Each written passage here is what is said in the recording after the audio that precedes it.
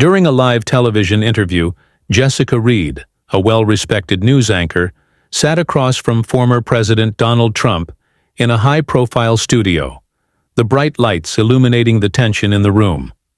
The large screen behind them displayed exclusive interview, live, capturing the attention of millions watching at home.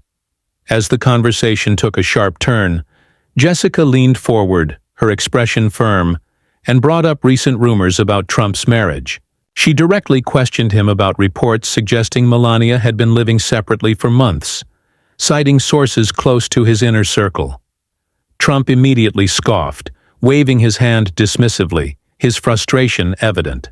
He cut her off before she could finish, calling it fake news and accusing the media of another baseless attack against him. Jessica, unfazed, continued pressing, mentioning specific instances, including Melania's conspicuous absence from major public events.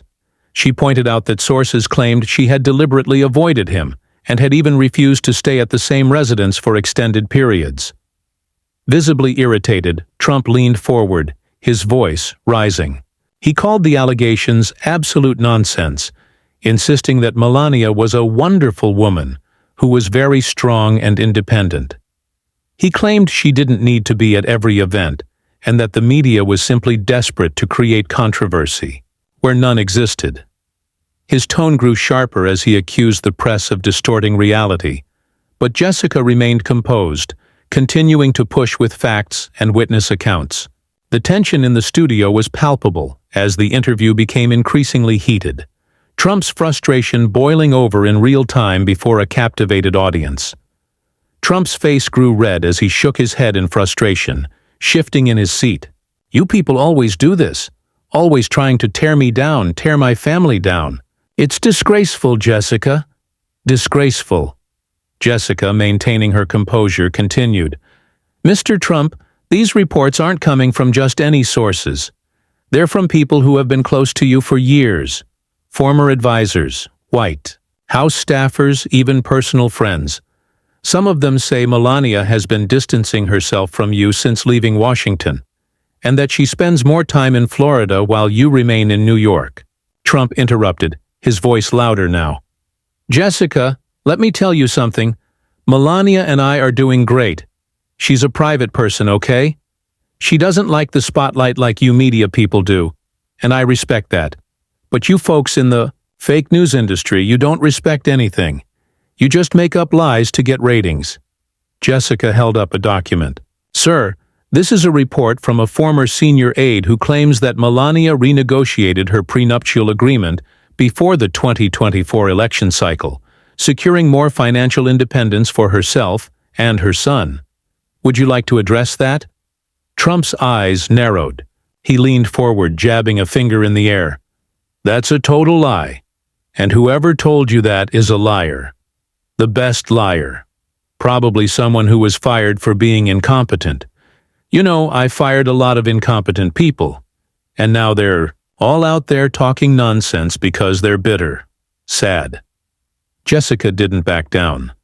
"So you deny that any renegotiation took place?" Trump ran a hand through his hair, exhaling sharply. "Look, people renegotiate things all the time. Businesses do it, people do it. It's called being smart. But Melania and I, we have a great relationship, a strong relationship, better than ever. Believe me." Jessica pressed further. "If everything is fine, why has she been seen less and less with you in public? There were several key events, including your most recent campaign rally, where she was notably absent." Trump waved, his hand dismissively. "She doesn't like the rallies, okay? She's not a politician like me. She's a very classy woman, a very intelligent woman. She doesn't need to be dragged into the nonsense of the fake news cycle." Jessica glanced at her notes. "And yet, during your presidency, she attended major events regularly. She stood by your side at the State of the Union, at international summits. But now, even at your own residence in Mar-a-Lago, sources say she keeps her distance, that she has her own living quarters, separate from yours." Trump's jaw tightened. More lies. Look, Jessica, you should be ashamed of yourself. This is why people don't trust the media anymore. You push these ridiculous stories instead of focusing on the real issues. The border, crime, the terrible economy under Biden. These are the things people care about, not what Melania is or isn't doing. Jessica wasn't letting up. Respectfully, Mr. Trump, the American people are also interested in the personal lives of their leaders, especially when it raises questions about character, integrity, and the stability of a potential first family. Trump shook his head, muttering under his breath before looking back at the camera. Let me tell you something. The American people love me. They know I'm the best president this country's ever had. They know I fight for them every single day. And that's why they'll vote for me again, no matter how many lies the fake news media spreads. Jessica glanced at the control room, receiving a cue that producers were signaling for a commercial break. But she had one more question. Mr. Trump, final question before we go to break. If Melania is happy, if everything is fine, will we see her publicly supporting your campaign? In the coming months? Trump hesitated. Just for a second. It was almost imperceptible, but enough for the audience to catch. He quickly recovered. Melania supports me. She always has. Whether she wants to be out there dealing with you people is her choice. But, trust me, she's with me 100%. Jessica nodded. We'll be right back after this break. The studio lights dimmed slightly as the commercial segment rolled. The camera panned away from Trump, who leaned back in his chair, exhaling, heavily, clearly agitated. He gestured to his aide standing off camera, whispering something urgently. Jessica flipped through her notes, pretending to be absorbed, but she could hear Trump muttering under his breath, still visibly fuming. The interview wasn't over yet, and everyone in the studio knew. Things were only going to get more intense when they returned from the break. As the commercial break played, tension lingered in the studio. Crew members adjusted equipment, and Trump's aides whispered among themselves, while Jessica remained poised, reviewing her notes. Trump sat back in his chair, arms crossed, his face still flushed with frustration. He leaned toward one of his aides and whispered something, his jaw tightening. A producer gave the countdown. We're back in 5, 4, 3. The lights brightened as the cameras went live again. Jessica straightened in her chair, her voice calm but firm. Welcome back to this exclusive interview with former President Donald Trump. Before the break, we discussed reports regarding your marriage. I'd like to shift to another topic now, unless you'd like to make any final comments about Melania's absence from your campaign events. Trump let out a sharp breath, waving his hand dismissively. I've already said it. She supports me. She's a private person. Let's move on. Jessica nodded, but she wasn't done pushing. You mentioned earlier that the American people care about real issues: crime, immigration, the economy. But personal matters can shape public perception, especially when it comes to leadership. Do you believe voters have a right to know about the private lives of their leaders? Trump smirked, shaking his head. Look, Jessica, this is the problem with the media. You focus on the wrong things. When I was president, we had the best economy, better than ever. We had the strongest border in history. Everyone knows that. But now, total disaster under Biden. And yet, instead of talking about that, you're asking me about my marriage. It's ridiculous. Jessica leaned forward slightly. So you don't believe voters should consider a leader's personal life when deciding who to support? Trump scoffed. Voters care about results. And my results? The best. Record-breaking. They want a strong leader, not someone weak. And let me tell you something. When I'm back in the White House, we're fixing this country. Day 1. Jessica glanced at her notes again, shifting gears. Since you brought up leadership, let's discuss some reports from within your inner circle. Sources claim there's been significant tension between your legal team and campaign advisors. Some have suggested that ongoing legal battles are draining resources that would otherwise be used to strengthen your 2024 campaign. Trump's expression darkened. Oh, more fake sources? Who are they, Jessica? Tell me. Because let me tell you something. My campaign is stronger than ever. More money, more support. We're winning big. Everyone sees it. Jessica remained composed. Yet some high-profile donors have reportedly distanced themselves due to concerns over your legal troubles. Trump leaned in, voice firm. Listen, we have more support than ever. The people? They love me. The small donors, the real Americans, they're standing with me. The billionaire elites, the ones who want to control everything? If they don't want to support us, fine. We don't need them. We're going to win anyway. Jessica observed him carefully, then pivoted. Let's talk about the upcoming election. Some strategists believe suburban voters, particularly women, may be hesitant to support you again due to controversies surrounding your personal life and past comments about women. How do you plan to win them back? Trump's eyes flashed with irritation. You know, it's funny.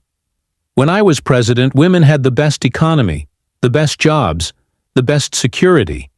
They know that. They remember. And they're coming back. I see the polls. The media doesn't report it, but I see it. Jessica countered. Recent polls indicate that many suburban women remain skeptical.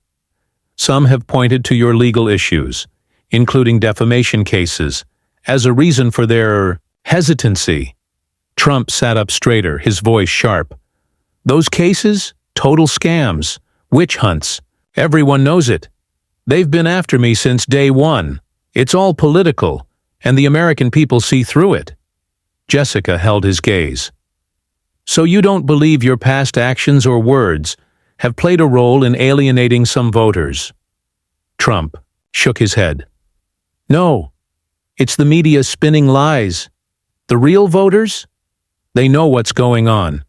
That's why we're seeing record crowds at rallies. You should come to one, Jessica. Maybe then you'd understand. Jessica maintained her composure. Mr. Trump, before we wrap up, one final question. If you lose in 2024, will you accept the results of the election? A heavy silence fell over the studio. Trump's jaw clenched slightly, but he quickly regained his composure. He smirked, then leaned forward. We're not going to lose. The American people won't let it happen. Jessica didn't break eye contact. But if you do? Trump let the silence hang for a moment, then leaned back with a smirk. We'll see what happens. The control room signaled that time was up. Jessica turned toward the camera. That concludes our interview with former President Donald Trump. Thank you for joining us. Trump sat still for a moment, then slowly stood up as the cameras cut. His aides rushed over, whispering in hushed voices. Jessica remained in her seat, watching as Trump turned to one of his staffers, his expression tense. The interview was over, but the storm it had stirred was just beginning. As the cameras cut and the studio lights dimmed slightly, Trump's frustration was still palpable. He turned to one of his aides, whispering in a low but intense tone. Jessica remained seated, flipping through her notes, listening to the murmurs around her. Crew members moved swiftly to wrap up, but there was an undeniable tension lingering in the air. Trump straightened his tie and shot Jessica a sharp look. You know, Jessica, you're just like the rest of them. No respect for the truth. You push your little narrative, but the people aren't buying it. That was a disgraceful interview. Jessica met his gaze without hesitation. I was just doing my job, Mr. Trump, asking the questions people want answers to. Trump scoffed, shaking his head. No, you were trying to trap me, but guess what? It doesn't work. The American people know better. A producer stepped forward, trying to ease the tension. Thank you, Mr. Trump. We appreciate your time today. Trump barely acknowledged him, still fuming. His aides ushered him toward the exit, but he paused near the doorway. He turned back, pointing a finger at Jessica. You'll see. You'll all see. This country is tired of the lies, and they're coming back to me. No matter how hard you try, you can't stop it." Jessica simply nodded, watching as he stormed out of the studio. The moment the doors closed behind him, a collective breath was released in the room. The control room staff exchanged glances, some shaking their heads. A cameraman muttered, "Well, that was something." Jessica exhaled and gathered her papers. One of her producers walked over, lowering his voice. "That's going to make headlines for days." She nodded. "It's already trending, isn't it?" The producer checked his phone. "Oh yeah, Trump Melania is exploding. And his 'we'll see what happens' answer? It's all over the place." Jessica sighed, standing up. "Well, I asked what needed to be asked." As she walked toward her dressing room, she could already hear the buzz of conversations outside. Reporters and political analysts were dissecting every moment of the interview. News outlets were running clips, headlines flashing across television screens. Trump explodes over marriage question on live TV. We'll see what happens. Trump avoids answering on 2024. Election acceptance.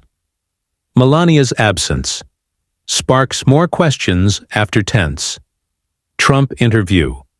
Meanwhile, inside a black SUV speeding away from the studio, Trump sat in the back seat, gripping his phone. His fingers moved rapidly as he fired off an angry post on Truth Social. "Another disgusting hit job by the fake news media. These people don't care about the truth. They push their garbage to protect the corrupt Democrats. The American people. See through it. We will win big in 2024. His aides sat silently, knowing better than to speak when he was this worked up. One of them, glancing at his own phone, whispered to another, "This is going to be a mess." And it was. Within hours, news networks dissected every word of the interview. Political analysts debated whether Trump's reaction hurt or helped his campaign. Supporters praised him for standing up to the media, while critics called it a meltdown. Melania's name trended worldwide. Speculation about her absence reached a fever pitch. Tabloids ran with new theories, some claiming she was preparing to leave, others insisting she was renegotiating yet another financial agreement. At Mar-a-Lago, Melania sat in a private lounge, scrolling through her phone, seeing her name plastered across every major news site. She sighed, placing the phone down, staring out at the ocean. She knew this storm was just beginning. As the night wore on, the media firestorm only intensified. Every major news network replayed the interview, with political analysts dissecting Trump's reactions frame by frame. His hesitation when asked about Melania. The flicker of anger when pressed about suburban voters. The way his jaw tightened at the question about accepting the election results. At Mar-a-Lago, Trump paced in his private suite, phone in hand, watching the coverage. His social media posts were coming in rapid succession. The fake news is at it again. They don't care about the truth. Only lies and attacks. The American people won't fall for it. Jessica Reed is just another puppet for the radical left. What a disgrace. His aides stood in the doorway watching him vent. One of them, Jason, hesitated before speaking. "Sir, we've got a situation. The interview is dominating the news cycle. Even some of our usual supporters on Fox and Newsmax are saying it didn't go well." Trump stopped pacing, his eyes narrowing. "What are they saying?" Jason cleared his throat, glancing at his phone. "They're saying you looked rattled, that you avoided certain questions, and that your response about the election sounded—" He hesitated. Trump stepped closer. "Sounded like what?" Jason swallowed. "Like you were leaving room for another dispute. Some say it sounded like 2020 all over again." Trump's face darkened. He grabbed his phone and furiously typed another post. "The election was rigged. In 2020. Everyone knows it, and we won't let them do it again. The American people are angry. We will take our country back. Jason sighed. Sir, this is just making it worse. Trump turned sharply. Worse? Worse. Jason, let me tell you something. Nothing is worse than a stolen election. These people are trying to destroy me, and you're worried about what some weak pundits on TV are saying? Jason backed off. Of course not, sir. But we need to control the narrative. Right now, it's spiraling. Trump pointed at another aide. Get Melania in front of a camera. Have her make a statement. The room went silent. The aides exchanged glances. No one spoke. Trump's expression hardened. What? Jason hesitated, then spoke carefully. Sir, Melania hasn't responded to any of our calls today. Trump's jaw tightened. What do you mean she hasn't responded? We've reached out multiple times. She's not answering. Trump gripped the back of a chair, his knuckles white. She's in the house, isn't she? Jason hesitated. She left for New York earlier this afternoon. Trump's face turned red. She what? Jason cleared his throat. She took a private jet a few hours ago. We're trying to confirm where she's staying. Trump's breathing was heavy. His grip on the chair tightened. So that's how it's gonna be, huh? Silence filled the room. No one dared to speak. Finally, Trump straightened up, adjusting his tie. He forced a smirk, as if trying to convince himself that everything was still under control. She'll be back, he muttered. She always comes back. Meanwhile, in a luxury penthouse in New York, Melania sat in a dimly lit room, sipping a glass of wine. Her phone vibrated on the table. Another missed call from an unknown number. Another frantic text from one of Trump's aides. She stared at the screen for a moment before turning it face down. Outside, the city lights stretched for miles. For the first time in a long time, she felt free. The night stretched on, but the media frenzy showed no signs of slowing. Every news outlet dissected the fallout from Trump's explosive interview, while social media buzzed with speculation about Melania's sudden disappearance. Some claimed she was making a statement. Others wondered if this was the beginning of something bigger, an official separation, or even a divorce. At Mar-a-Lago, Trump remained in his private study, phone in hand, scrolling furiously through the latest headlines. His aides had long since left him alone, knowing better than to challenge him when he was in this state. The room was silent except for the occasional buzz of his phone as more notifications poured in. He finally exhaled sharply, setting the device down. He stared at the grand, gold-trimmed desk in front of him, lost in thought. She would come back. She had to.